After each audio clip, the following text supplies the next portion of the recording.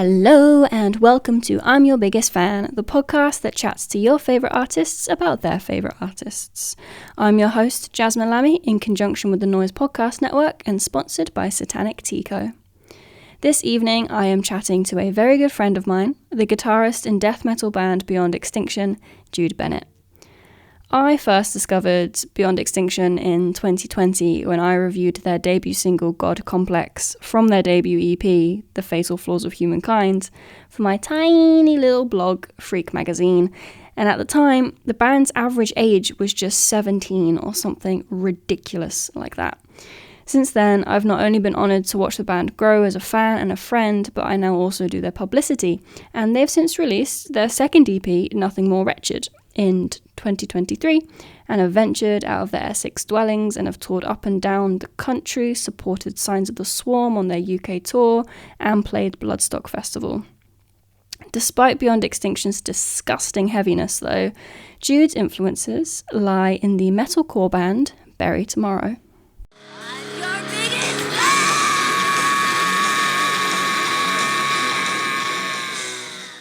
So this is also going to go on YouTube as well. So for anyone watching today, I am snug as a bug in a rug in a blanket because I feel sick. And today we have my very good friend, Jude, guitarist in Beyond Extinction. Fuck yeah. Hi everyone. Hi. Hold your applause. So this is not the first time we've had this chat, but just to get anyone else listening up to speed and to refresh your memory, Jude, this podcast is basically a chance for fans to discover who their favourite artist's favourite artist is. Because all too often, especially with social media nowadays, a lot of people, I think, tend to forget that that bands and musicians are also just people and just started out as fans like the rest of us. So yeah, I'm looking forward. Straight. Fuck yeah. I'm looking forward to chatting with you about your favorite band, which is, drum roll please, Bury Tomorrow. Whoop whoop, fireworks go off. Amazing. You can edit them in afterwards. Yeah, that's a good idea. So obviously the first and most important question is, do you recall and remember the first time you ever heard Bury Tomorrow? It was a warm Wednesday afternoon. No, it's not like that. Yeah, so it was a cold Thursday evening. The sky was dark with the few. No, it was. I was in college.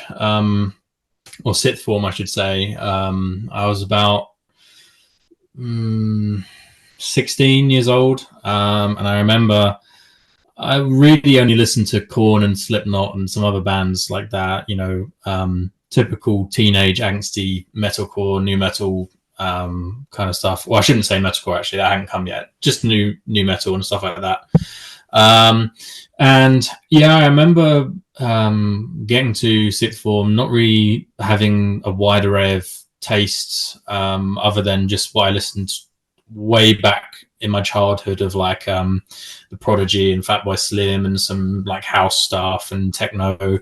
So I really got to sixth form kind of with a blank canvas ready to be filled of what I'd kind of enjoy later on in life. So I remember I had this friend, Alfie, who was this kind of kid who sat in the corner all the time with his headphones in and didn't want to speak to anyone. He was constantly listening. There was just this faint noise, or like this really tinny, horrible noise coming out of the side of his headphones. You could just hear like blast beats and screams. And I used to think, my God, like, you know, I'll never be into like anything that heavy.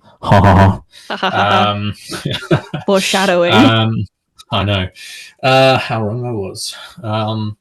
But yeah, I remember he said to me, "Oh, like what do you listen to?" And we had a few, you know, bands in common, Slipknot, and he was kind of a bit like, "Oh, you know, I used to listen to that, but now I'm into like all this other stuff." And I was like, "Okay, like, you know, I'm interested. I'm cautious, but I'm interested." And at that point, I kind of I wasn't very open-minded with new music. I was very much kind of like, I know what I like and I like to stick to it. And I've slowly had to kind of work my way out of that mindset over the years to kind of be like, you know what, a lot of people gave my band a chance and they hadn't maybe listened to other bands in the genre or knew who we were. So I've kind of tried to, I had a very similar thing. It wasn't actually until I moved to London in 2020 when I started writing about music that I didn't know I already liked, that I actually started getting into heavier stuff. And my gateway band was Lamb of God. And then I reviewed this little old single called God Complex from this little old band called Beyond Extinction. And here we are, 3 years later. Oh, yeah, how time flies. Do go on. Yeah, so I remember he said to me, "Oh, there's this band I really like, Bury Tomorrow. You know, why don't you have a listen to a single?" And I remember it was when they'd released the first single off of Earthbound in probably, I don't know, early 2016, late 2015. Yeah, they released it, and I remember he sent it over to me in a link, and I started listening to it, and I was like, you know what, this is like pretty good. It's pretty cool. But then I also remember kind of being like, I'm not sure about the screams. Like, I don't know, like I was into Slipknot and stuff that had screams, but it was kind of that compressed, more like grunty. Compressed like type of screaming that like metalcore has, or you know, any type of you know, core music or death metal. You know, it's like really compressed, less shouty, more just proper technique scream. So I was a bit like, but then I remember the chorus hit, and I was like, whoa. And I remember hearing that chorus and thinking, oh my god, this is literally like crack. Like, I cannot stop listening to this. It's so like addictive, and like Jason's voice, their old vocalist, it just had the most amazing voice in metalcore, and really is severely underrated, I think. But yeah, I remember listening to it and I'm being like, okay, like I'm not sure, but I'm gonna give it another try. I'm gonna keep trying to listen, you know. And I remember telling him like, oh, can you send me some more? I started having a look through. And then I remember we went to he said to me, there's this album release show that they're doing at HMV in Oxford Street in London. You should come with me and my friend. And I had never been to a live show before. I was a complete wuss. I was very nervous. I was very much like, what if someone hurts me? So like I was kind of, yeah. Even when I go to a Beyond Extinction gig, I'm like, I'm here to support you, but I'm going to stand at the back. From the back. Yeah. Yeah. And I remember being like, you know what? It's a free show. I'll come to it. So I went to it. I stood way at the back, and I remember being like, wow, this is really special. This is really cool. Like, I want to see more live music. So that really kicked off my kind of going to live shows, enjoying concert atmosphere. And I remember that at every one of their album release shows, I'm not sure whether they did it for their new album, and they didn't do it for Cannibal because of COVID. But I remember at the 2 album release shows I went to, they all did free meet and greets, signings, everything, as far as I remember, completely free, which also kind of planted the seeds in me of, okay, if I want to be a musician, because I saw them live and I remember thinking, yeah, this is what I want to do. Like, it was that kind of deciding moment of like, yes, this feeling that I'm getting in the crowd, especially when I went to their later shows, you know, bigger crowds, Brixton, for example. Yeah. I remember just thinking like... Do you think because I imagine the HMV show would have been quite intimate compared to later shows, do you think if you had seen them in a bigger venue with a bigger crowd and less intimate, do you think it would have had the same effect on you? No, because I think I tend to I struggle very much with being in my comfort zone, and I like kind of, I don't know, I kind of, if I'm going to an event, I like to know where the exits are. I like to be able to be like, you know what, like I can leave whenever I want. Like if I don't like it, if I'm uncomfortable. So I think going to a huge show first, I probably would have backed out. So it was really important, I guess, to see them. Yeah. So it was really important for me to see them in such a small venue, because it was nice, because it was like, okay, here's a little, dipping my toe into live music. And then I remember, it's the funniest thing. The next show I went to was, I think, a year later. So I thought, okay, easing myself in gently to live music, small little show, meet the band, really cute and cuddly. The next thing I decided that would be best for me was to see Meshuggah at, I think, O2 Forum, Kentish Town. And yeah, excellent venue. And I remember I legitimately couldn't hear anything the next day, because I didn't wear hearing protection in those days. I never used to wear hearing protection live either, which was really stupid of me. I obviously do religiously now, and I would advise anyone out there, if you go to any concert, any show, anything where you have to shout to actually be able to talk to someone, you need hearing protection. You will thank yourself later for that. So yeah, I kind of threw myself in the deep end after that. And I mean, I've seen Bury Tomorrow 6 or 7 times, maybe 8 now, the most I've seen any band. So yeah, that's where it all started. Nice. And do you remember which song it was specifically off of Earthbound? That was the first one you heard. Yeah, it was Memories. And that is so apt. I love that. Yeah, and I remember like hearing even when I listen to it now, I just get that like rush back to that point in my life where I was just like, I don't know, it's like you know that scene in have you seen Ratatouille, the film? Yes, I have. It's like that scene where the food critics, like eating the meatball or whatever it is, and his mind just kind of goes, or the Ratatouille, yeah, it just goes, and he's just like, brings him back to his childhood. Yeah, exactly. But it kind of was the reverse, because it kind of brought me to like, okay, this is everything that's in front of me now. Like, so it kind of blew the doors wide open. Like it kind of, I don't know. I'm going to use another movie reference now. It's like in Toy Story when he drops the toy and he's like, I don't want to play with you anymore. It's like that, like me dropping like Korn and Slipknot and being like, oh, I get to hang with the cool kids in metalcore now. Just really interesting. Anyone else that I've spoken to or speak to, when talking about their all-time favorite band and talking about the first time they heard them, it was always an instant thing, like an instant life-changing moment. And for you, though, it didn't happen that way. It was more like a slow burn, which is quite interesting. And it kind of, would you say you kind of like what I'm doing with coffee? I'm trying to ease myself into liking coffee and trick my brain into liking coffee slowly. I mean, mine's taken like years, but do you think that you kind of like drip fed yourself metalcore and Bury Tomorrow and kind of was like actively wanted to get into it, so had that in mind? Yeah, I think again, it's just a testament to how I am as a person. I like having the established safe zone, and then something can slowly, I never in my life have gone like massively expanded.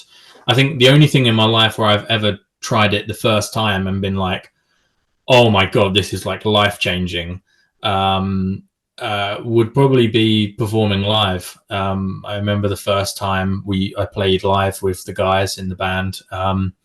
It was just kind of like, wow, this is like, I don't know, the high was insane. Like, so yeah, I think it was just a case of, I remember getting into the band, and then I remember I'd already kind of got into a little bit of metalcore at that point, but not like metalcore that was like I don't know, like I already listened to a bit of a band called Demon Hunter, Okay. And this is where the spectrum comes in. It's technically metalcore, but it's not kind of Bury Tomorrow's type of metalcore is a more aggressive form of verse, chorus, bridge, breakdown metalcore, which we all know and love.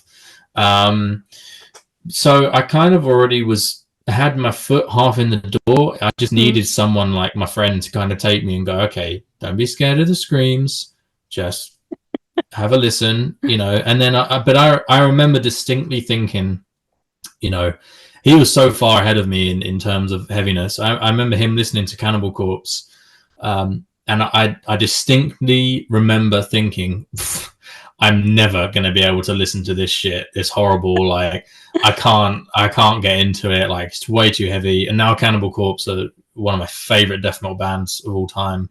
They're just absolutely the OGs. So it's interesting because I took a very long time to warm up to some things. And again, like it still is a recurring thing. I'll listen to something and I'll be like, I'm not sure. But then there's always some reason for me to come back and listen again. And then if I come back and listen again, it's probably going to end up on a playlist. And then I'm probably going to end up loving it. It's like my band has introduced me to so many new artists I never would have really listened to or liked if they hadn't kind of constantly shoved it in my face. Like Kublai Khan, I love Kublai Khan. First time they played it in the van, I thought, what is this shit? Like this guy sounds like so like silly. I just can't take it seriously. It's like way too simple. And I just think it's kind of my own like really silly way of hearing things for the first time. I kind of have struggled to get out of that method of like listening to something with the intent of, okay, what's wrong with it? Like, what can I not like about it? Right. And instead, I now kind of try and listen to music and go, you know what? I don't care what it is. Like, I'm going to listen. And I think the last thing I'd say is that I think what's stopped me from getting into music before is I've and I do see this a lot when a band releases music that's kind of slightly different to their normal stuff. I think people listen to something with an idea in their head of what it's going to be. Yeah. So, for example, band I absolutely love, Porcupine Tree, prog rock. I listened to them and I was like, I started listening to them when I was in my phase of like heavy, more heavy. And I remember like getting into Porcupine Tree and listening to a couple of songs that were like on the heavier side and thinking like, oh man, like why is the rest of it like really like sobbing acoustic like sad stuff and really like old fashioned. But then once I kind of went, okay, I'm not listening to it for the heavy, I'm listening to it like I kind of reset the bar of where my expectations were or what I was expecting to hear. Yeah. And I instantly fell in love with the band. I absolutely love it because I was appreciating it for what it is, not what I wanted it to be. Yeah, of course. Wanted to hear. And I think that a lot of people, it's common for artists and bands to change their sound. Some bands have done it, really radically. Like another one of my favorite bands, Opeth, started out as progressive, death metal, really some of the finest progressive death metal ever written. And now exclusively do soft prog rock, which is much more like vintage sounding. And they still have good songs, but obviously it's still a very contentious subject for the fan base. And you see a lot of other artists experimenting. And I know as an artist, it's difficult to write the same music all the time because you write music at a certain point in your life and you can never really write with the same ideas in mind because you've moved on, you've learned stuff. It's impossible to unlearn it. You feel like you're writing, stuff that's way in the past. And a lot of musicians have to keep moving forward. So, yeah, it's interesting, really. I can't even remember what your original question was, but I've rambled so long. Yeah, I forgot that this was how this was going to be. So, Beyond Extinction have a couple of EPs out already, The Fatal Flaws of Humankind and Nothing More Wretched. How does Bury Tomorrow not just influence your songwriting with Beyond Extinction and death metal bands, but you also dabble in some like softer, more rocky solo stuff when you write by yourself, don't you? So how does Bury Tomorrow influence both those different projects? So there's really two types of bands you can categorize in sort of influence for me. There's ones who have directly influenced my sound. So for example, with the band, you've got Meshuggah, you've got Thy Eyes Murder, you've got Gajira. The way I write guitar, the way I envision riffs and rhythms is very much influenced by that. And also like video game soundtracks, like horror movie video games soundtracks, for that ambience. I think I always want our music to have a kind of cinematic quality to it, even if it's just a little noise in the background or some like synths underneath, like buried quite deep. Just that general vibe. I always kind of want that to be a part of our music because I think it's kind of more immersive and kind of more of an experience. But then you've got the other side where it's musicians and bands who have inspired me as a musician to go and create what I want to create. So Bury Tomorrow is definitely in that latter category where, I mean, perhaps earlier on in our music, in the kind of disgraceful years where we were more of a metalcore band, starting out kind of thrash metalcore local band, it definitely had more of a direct influence. It was more of a, the way I wrote guitar style was very much metalcore, that kind of sort of palm muted type riffs, the melodies, soloing and stuff like that. And I suppose, Bury Tomorrow is one of the reasons why I started having singing lessons and being trained to sing as well, just from wanting to sing their stuff all the time. I can kind of thank them for that. I didn't know you sang. I do. I try and keep it under wraps a little bit, but I should have some solo stuff coming out early next year. It's got my singing on it, so I have to stay tuned. But yeah, stay tuned. I did exactly. But so yeah, but I took singing lessons for about 2 years because I taught myself on guitar very slow, very frustratingly over several years. I've been playing guitar next year for 10 years, which is insane. But yeah, it was a long, slow journey, but I wanted to do it myself. I wanted to just be able to be free because I feel like playing an instrument and knowing how to do an instrument really is the kind of ultimate expression of freedom. You're creating stuff out of thin air, really. You can create completely different sounds. You can have completely different styles. You can play along to stuff, or you can do your own stuff. So learning guitar for me, I was very much like, no, I don't want lessons. It's going to ruin the fun for me. Yeah. But for singing, I already knew that there's only really one right way to sing, and there's about a million other ways. And if you play guitar badly for 10 years, then who cares? If you sing badly and incorrectly and with bad technique for 1 year, you can basically not really speak again, so let alone sing. So yeah, it's just a case of I wanted to do it right. I wanted to make it professional as possible if I wanted to do it in the future, which I do want to do in the future. But yeah, Bury Tomorrow definitely influenced me in the most ultimate way, I suppose, which is that it made me want to be in a band. I'd listen to music, and I bought a guitar because Slipknot's so cool, man. I want to play guitar, so I bought a guitar because of Slipknot. But I joined a band because of Beyond Extinction. Sorry, well, actually, that's technically true.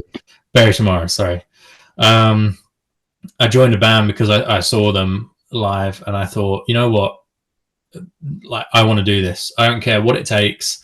I want to be on a stage, and I want to look out at people, and I want to see people having the exact same epiphanies that I had, standing in the crowd being like, oh my God, this is just a special moment. You know, I'm glad I paid to see this. Yeah. So I suppose it's the most important influence of all, I guess, in that respect, because I don't know if I might have been in another band, but if I hadn't seen Bury Tomorrow and seen them and got into them in that way, you know, I don't know. I think that is something special about metalcore. I suppose in comparison to something like death metal, you go to a death metal show and haven't really been to many shows.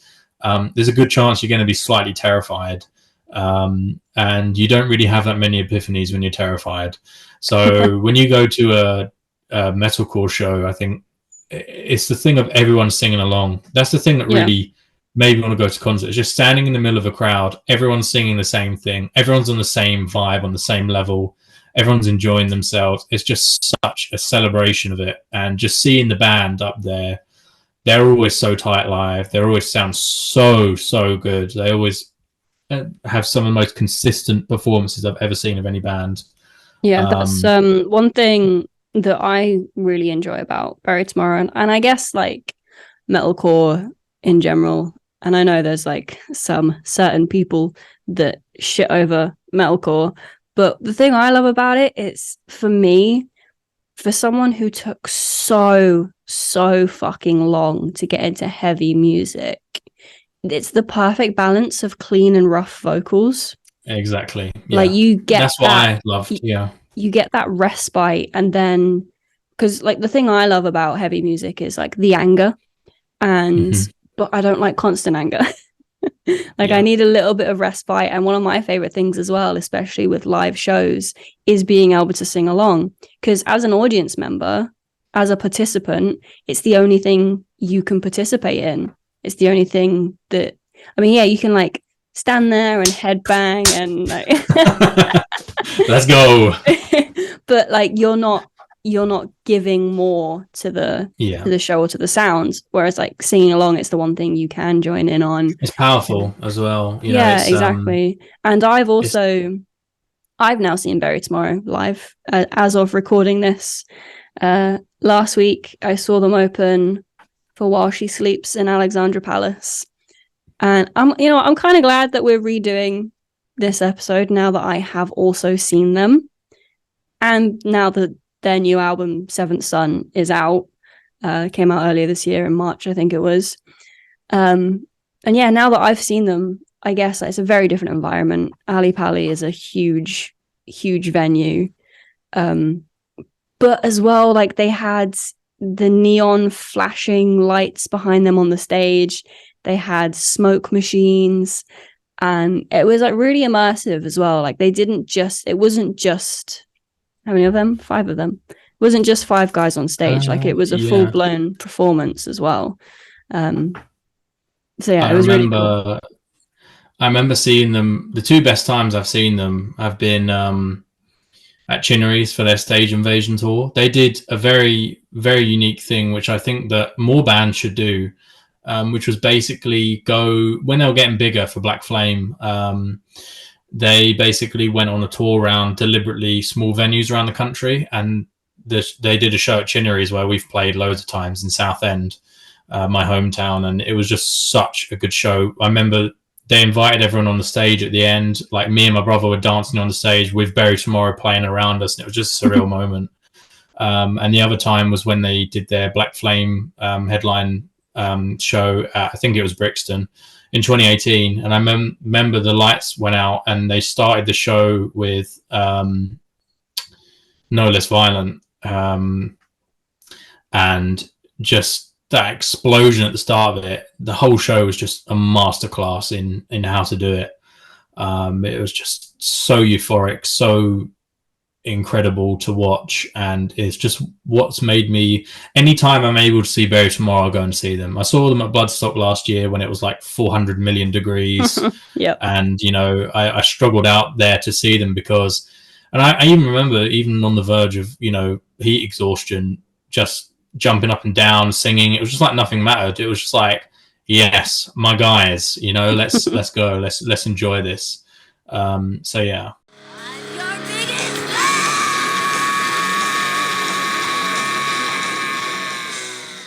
Cool. So you mentioned there that you and your brother got up on stage with Bury Tomorrow. Now, two of Bury Tomorrow's members are also brothers. So do you think you could be in a band with your brother and have it stand the test of time like Bury Tomorrow have?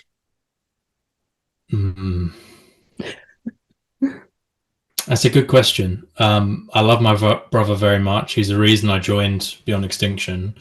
It was his friendship with Niall, our drummer, that really introduced me to the guys. And, you know, we've bonded over the years going to see similar bands we love, Bury Tomorrow, Vola, Stone Sour when they were still together, Slipknot. So no, I love him a lot, but I don't know. It's difficult really because being in a band is not easy. And it's kind of, I don't know. I suppose on the outside it looks fun because you know you're a rock star, you play guitar live, like, you know, how can it be difficult? But really, you know, it's running a business with basically no income, and being on top of it all the time because your slot is, you know, being looked at by so many other people of, we want to be there, we want to do that, you know. So it's competitive, but it's also networky as well, so, which is nice. So yeah, but being in a band is stressful. You have to have absolutely rock solid relationships with your bandmates if you want to succeed, especially through like really tough times.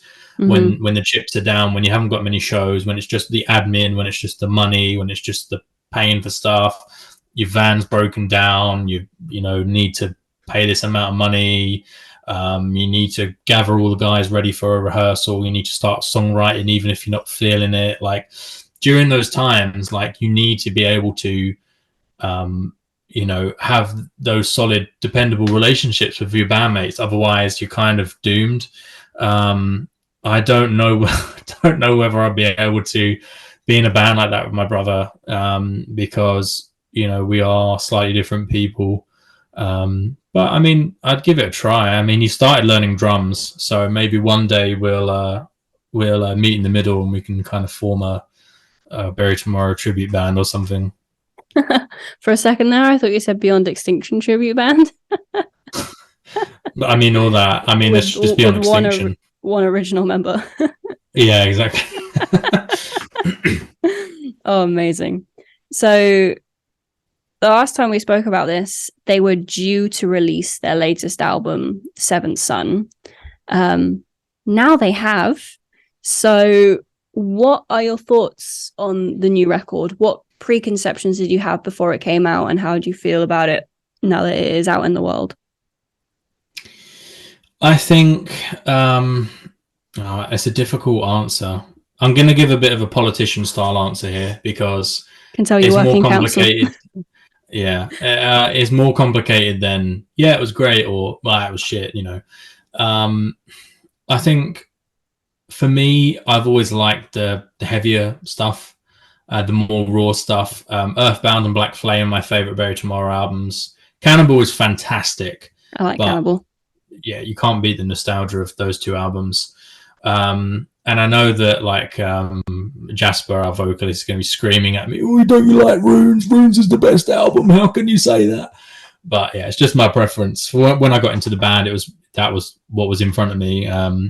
So yeah, I think I kind of wanted more of the same, and I listened to Cannibal. Cannibal was fantastic. You could kind of see they were incorporating those more, I don't want to say mainstream elements, but just different songwriting styles, which was very interesting when it was mixed with the heavy stuff. I really did enjoy it. Cannibal is a fantastic album, very, very deep, very layered, very good. But yeah, I suppose I started listening to the singles for Seventh Son.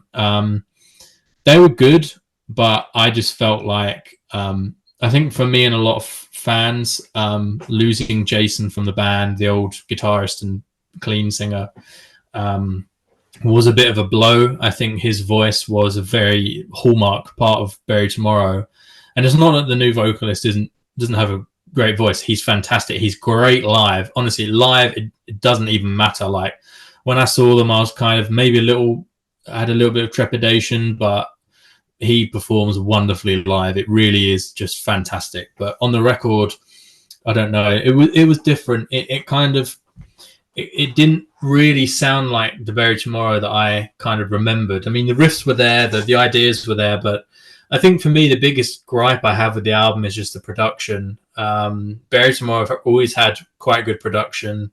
Earthbound, Black Flame, Cannibal, stellar production. I know that on Cannibal they worked with Nolly from Periphery, basically the team that did I think what's the album by Architects, the one that has the weird swirly thing on the front. I can't remember what it's called.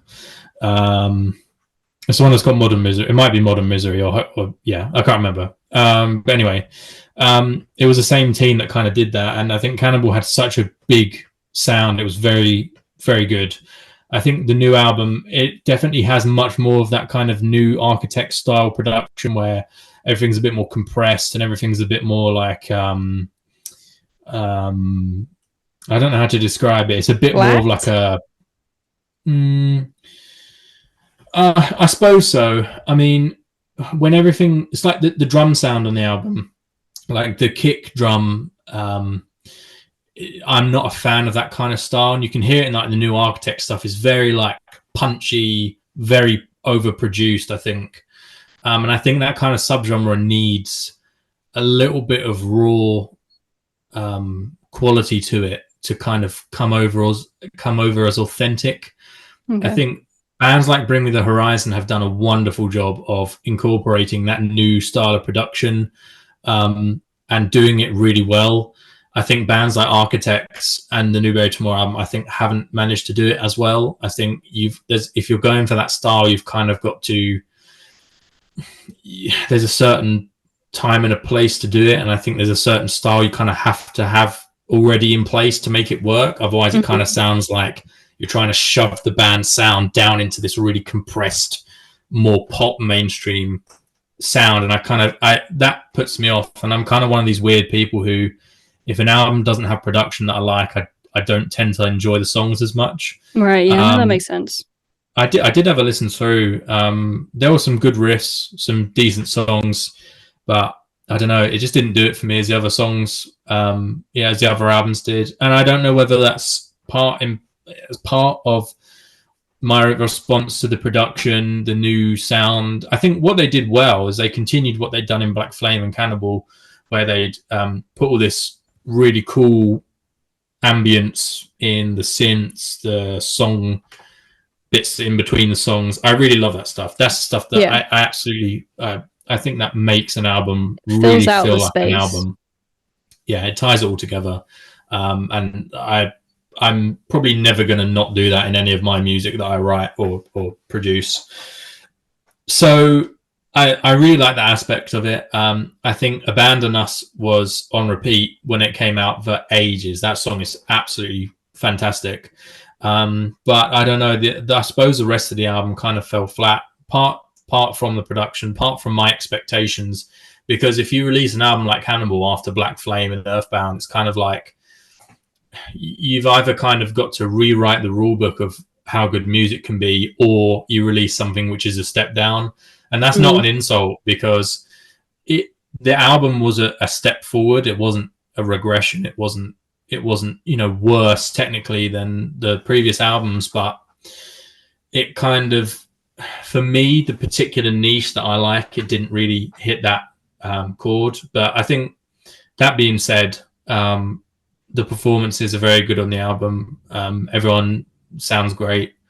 But I just think some things kind of let it down for me. But like I said, I'll still go and see them live. I'll still support them. They're still massively up there for me, just because they're extremely talented. And they've written really some of the best metalcore of the 2010s. Yeah, so I guess you could kind of say that, like, the ideas and the intention was there, but the execution let it down, I guess.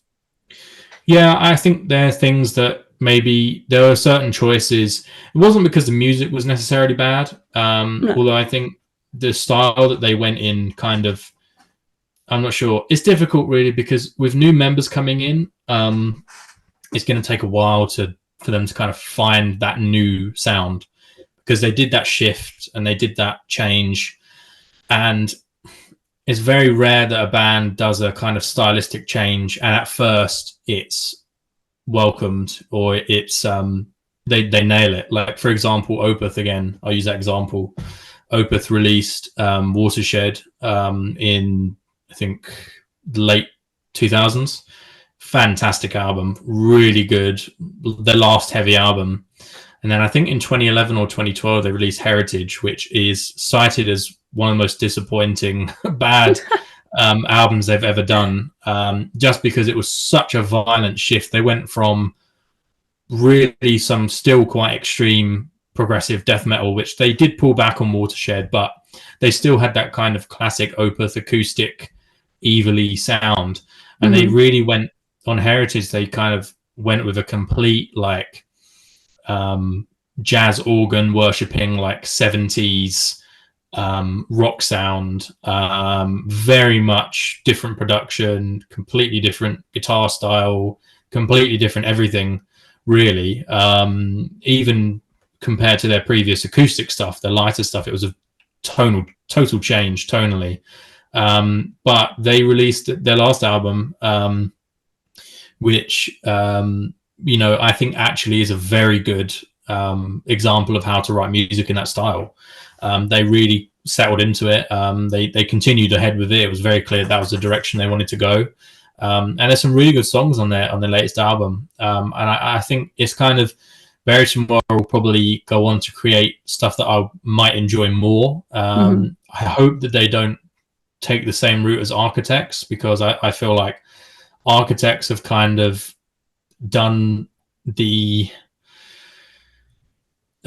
antithesis to what Bring Me the Horizon's done. Bring Me the Horizon has really capitalized on that futuristic sound by incorporating a lot of really cool, trendy, I sound like an old man saying that, sounds. And, their last album they released during the pandemic was some of their best work ever. And I still listen to that album. It's still fantastic. And I'm someone who's never really got into Bring Me the Horizon before. And I think that Architects and a few other bands have tried to kind of follow that.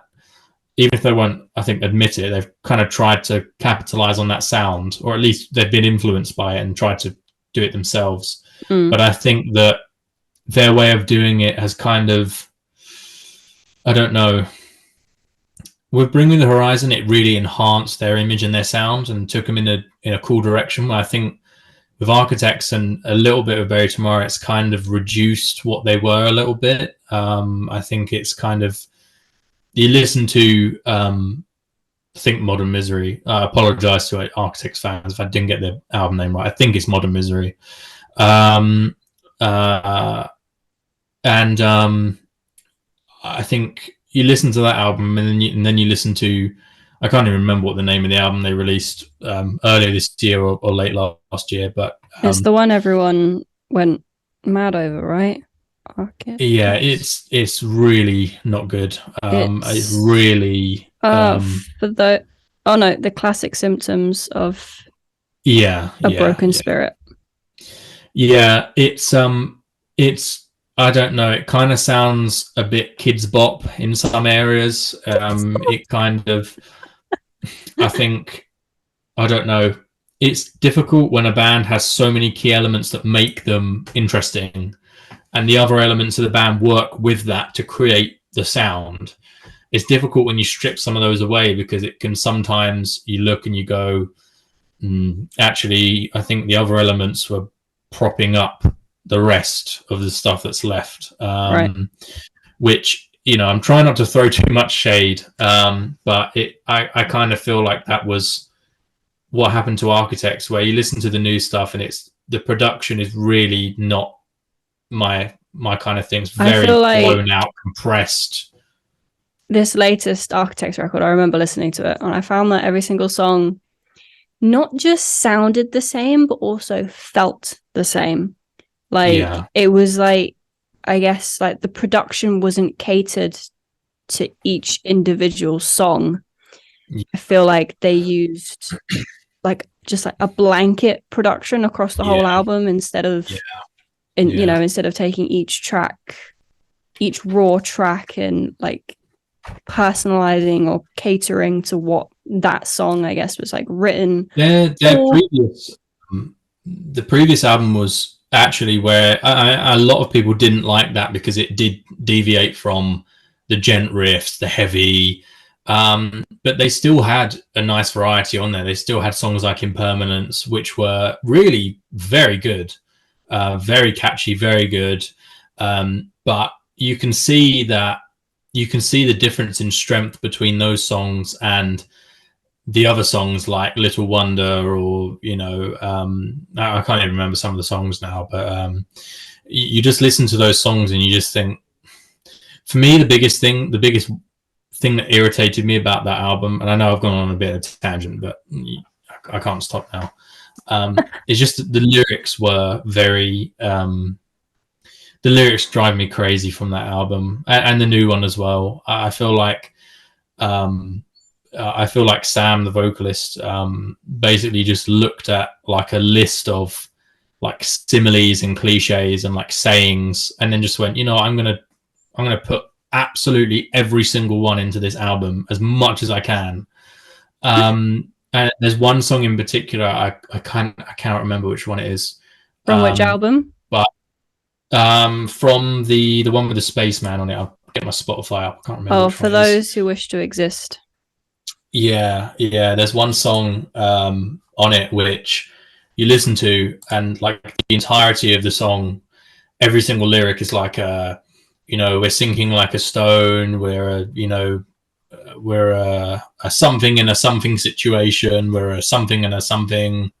We're like a wind that's like, it was so cliche. It was just like, oh, come on. It's just, I think if you do something which detracts from your own music, you can't really be surprised.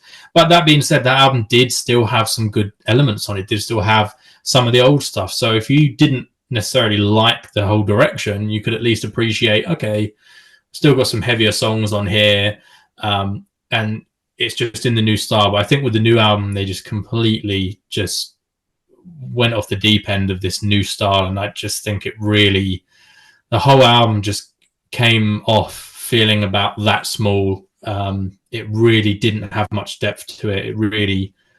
It sounded a bit like a cop-out. It sounded like they took one of the most basic songs from the last album and went, you know what, let's just rewrite this 15 times over and over again, and let's just make it as bland as possible, because maybe it will fill arenas. I don't know, but even with their last album, the one before, they had songs like Animals, which is a straight banger, and that's in the new style. I just really think that it's not necessarily the new style. I just think the quality of the songwriting went down.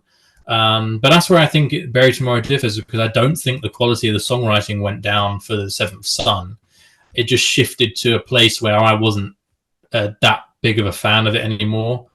But I still support the band. I still want to see them. I still think people should see them, because they are one of the most impressive live bands. Even if you're not a huge fan of metalcore, and even if you're really grumpy and I want to stand at the back and sip my beer and be grumpy, you'll still find yourself jumping up and down and singing, because it's just infectious. You can't not. Yeah. So if you had to direct someone to Bury Tomorrow who'd never heard them before and they were looking to get into them, much like you did, which 3 tracks would you recommend to encapsulate their entire sound?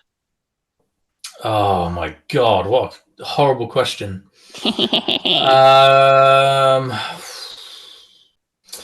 That's really tricky. Can I cheat and use Spotify, because I want to be able to make the best informed decision as possible, and I probably need to brush up on their full discography. Of course. I say the first one, Memories, because it's a track that I got into. Memories really is everything classic. Bury Tomorrow is very much encapsulates everything they do, and it holds a very special place in your heart. It does. The chorus is one of the best choruses I think they've ever done. And something which I loved about Earthbound that they haven't really done that much more is just they have some really dark choruses. And what I mean by that is they kind of have some choruses. Like you listen to the choruses from Earthbound of like Cemetery and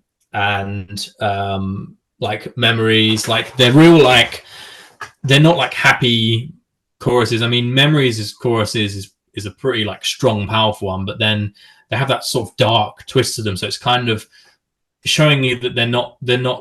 I think the brand of metalcore that I don't really like is a kind of happier, like more pop punk leaning section. Because I never went for an emo phase. I never went for anything like that. So it kind of that kind of stuff makes me like I don't like it. So I think, first thing to know about Bury Tomorrow is that they're not a typical metalcore band, but they're also the best of the genre, which is kind of a weird thing. But yeah, I'd say Memories is an essential track to listen to just because it's what I got into first. I'd say I think the other songs have probably got to encapsulate their other sides. I think Memories is a very general middle of the road. This is a typical Bury Tomorrow song. I think probably from Black Flame I'd choose The Age because it's a straight banger. The chorus is fantastic and it really encapsulates that Bury Tomorrow, everyone on your feet, jump up, like we're all a family type vibe that I think very few other bands actually manage to convey. Yeah. And then I'd say, I don't know, maybe a classic song, maybe Man on Fire from Runes. I think it's a classic for a reason. Really was one of the songs that propelled Bury Tomorrow forwards. So yeah, Memories, The Age, and whatever I just said. What was it? Man on Fire. That's it. Yeah. Man on Fire. Yeah. That's what I'd say. But it's impossible to really just suggest three because they've got so many different sides. Like they've got songs like I don't know. Songs like Knife of Gold from Black Flame that are just straight.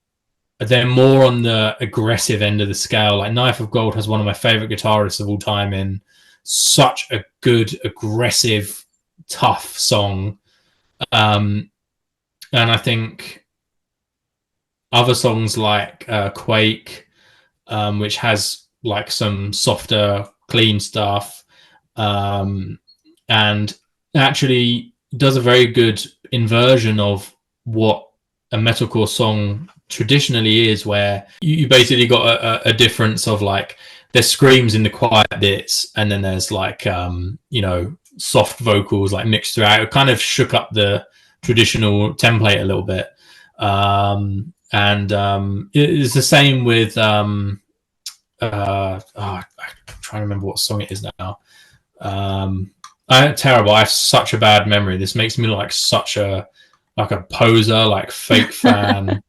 It's fine. I mean, they do have like 7 albums, so yeah. Overcast, one of my favorite Bury Tomorrow songs, because it was sort of atypical. It was very much it has such a powerful vibe to the song. It gives me chills listening to it. The chorus is one of the darker ones, kind of it's very interesting because I think what makes Bury Tomorrow appeal to people and appeal to me was that in some metalcore bands you kind of have a little bit of a whiny, clean sound, which I know that a lot of people who are primarily into death metal and don't really go into metalcore or anything clean, when they hear metalcore as a word they kind of go, that crap. But Bury Tomorrow, one of these bands where you listen to it and it's like, actually, Jason's voice was very kind of deeper, darker, more gritty, And that really appealed to me as well. So I think, yeah, it's so hard to pick 3 songs, but that's what I'd pick. I'd just say listen to it all repeatedly until you enjoy it as much as I do. Which is exactly what you did. Yep. Right, I have one more question for you and we'll wrap up. Am I remembering correctly? Have we talked about you possibly wanting a Bury Tomorrow tattoo before? Yeah. Was it the black flame artwork? Black Flame, yeah. But equally, I'd get Earthbound as well because that's a sick album cover. So for listeners, can we just explain what those album artworks look like? Yeah, so Black Flame is literally just like a symbol of a black flame, funny enough. But I know that a lot of people have got it tattooed because for context, Bury Tomorrow are kind of different in regards to other bands, because I feel like a lot of other bands have released music regularly and it's been like, oh yeah, this new album's really cool, like it's got some really cool music on, they did some really great songs. I feel like Bury Tomorrow have done something where every single album they've released has been 2 times better than the last album, and you're talking about albums that were already fantastic but they do a step up. Earthbound was a step up from Runes. Black Flame was a huge step up from Earthbound. And that's, from me, Earthbound is probably my favorite Bury Tomorrow album, just from nostalgia. Black Flame is another level. I mean, they signed to Sony Records, which is a big move, big power move. And it allowed them to kind of create a huge sound, sort of that soundscape type thing that they've really honed in on, and it enabled the record to sound absolutely just stellar. Yeah. And then when they released Cannibal, it was like, wow, this is like, they took what they did and then spun it around a little bit and did a slightly new thing, and it was like, okay, this is fantastic. One thing you can count on with Bury Tomorrow is just that quality. Every single time it's like, well, a new Bury Tomorrow album's coming out, of course it's going to be fucking excellent because Bury Tomorrow. Same with the live shows. You never have to worry like, oh, they're going to have an off night. They can't have off nights. They're Bury Tomorrow. You go to a show and it's literally like, you know, the best metalcore show you'll ever be to, like you'll ever like have ever been to. So yeah, I think I've forgotten what your original question was. Tattoos. Oh yeah, tattoos. Whoops. Sorry. Yeah, a lot of people got Black Flame tattoos because Black Flame meant a lot to a lot of people. I remember when the singles were coming out and I just could not believe that they were about to release this album of such magnitude. And I remember when it came out just being like, this is one of the best albums I've ever heard in my life. And it still is. It still is one of the best albums I've ever heard in my life. And I've listened to quite a lot of music. The build-up, the visuals, the sound, the quality of songwriting, the songs themselves, just there is not a single dud on that album. It's straight fire.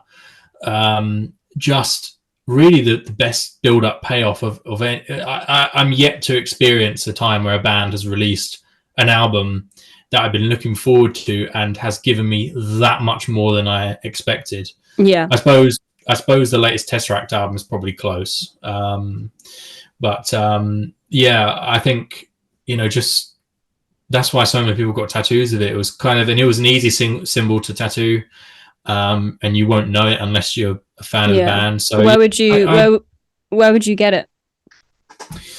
Oh, I don't know. Probably it depends if I was incorporating it into like an arm sleeve, or I was doing like just individual little pieces. I'd probably get it on my leg, probably down by my ankle. Mm-hmm. I feel would be cool. But if I could work it into like a black and white sleeve, I feel like that would be good. But yeah, I actually have to get a tattoo first. I actually have to try and decide, make a decision. Because I'm just terribly indecisive. You should get we should all get Beyond Extinction tattoos. Oh God, no. I'm gonna get one. Only kidding. I've decided my place for it. It's gonna be here. Oh, nice. Yeah. When I get back from America, because I have no money this year. Yeah, I think there's already been someone who wanted to get a Beyond Extinction tattoo, and this was a couple of years ago, and we were basically still a glorified local band, and we were like, do not do that. Wait until we're at least good. So yeah, if you're out there and you're listening, feel free to get a Beyond Extinction tattoo. I feel bad for you because our logo is very detailed and very drippy and very well, Jasper's shown me the more like simple one that's just like the BE. Oh yeah, that one. So that would fit like perfectly here. That's the one I'm talking about. Yeah, and you can always say it stands for something different if something happens and we implode. That's what I like. Which we're not planning to, by the way. That's what I like about the band tattoos I've got. Like, I would never get a band's name tattooed on me, but if it's like a symbol or artwork, then I much prefer that. And well, at least the one Jasper's shown me, the BE, is like perfect. Yeah, for sure. No, it's something I definitely consider. It's something that I've wanted to do in the past, and it'd be really great to sort of do that eventually, to pay homage to what I've kind of grown up, and they're the reason I'm in a band, so it would be fitting. Thank you for listening to I'm Your Biggest Fan. If you enjoyed what you heard, please don't forget to like, share, subscribe, comment, send it to your nan in the post. Every little helps. You can follow us everywhere at biggestfan_pod. Follow me everywhere at Wrathchild_Jazz, Noizze at Noizze UK on everything, Noizze Podcast Network at Noizze Podcast Network on everything, and Satanic Tico at Satanic Tico and at Pitch Black Nor. If you have a band member in mind that you think would be perfect for this podcast, perfect for this topic of conversation, or maybe you are the band member and you're the super fan, drop us a comment, drop us an email. All other info can be found below in the description. And thanks again for listening. We'll catch you soon.